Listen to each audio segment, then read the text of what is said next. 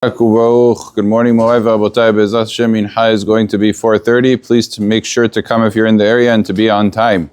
As we were discussing the halachot of kosher u'matir, we need to discuss one further detail. Yesterday, we really talked about what's the definition of kesher shel kayama, what's considered to be a permanent knot, and what's temporary. We mentioned that 7 days is considered to be temporary.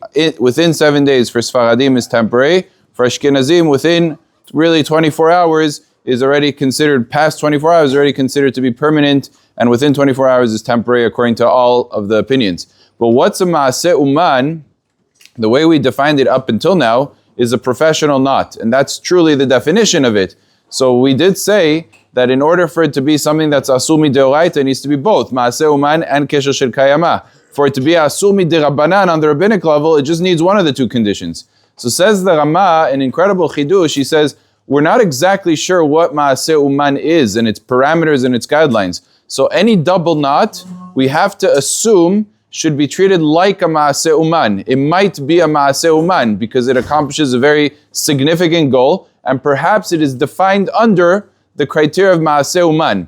Now, according to the Rama, a lot of things become asur. Things that might be temporary, but they're double knotted, would be asur. And the Rama says double knot is true for things that you're tying two sides. But if you're tying one string on itself, even a single knot, like by a tzitzit, if you're doing one knot, that would be called the equivalent of a double knot with two strings. So it comes out that so many knots would be asur even when they're temporary, because they might be defined as ma'aseh uman. I'll give you just a small example. It will come out that if a person wants to put chalot inside a bag and double knot the bag, according to the Rama, it's a question of ma'aseh uman, because you just did a double knot. But I'm doing it temporarily. Okay, but ma'aseh uman on its own is asur, without it being permanent. So it's a very far-ranging chumrah, stringency.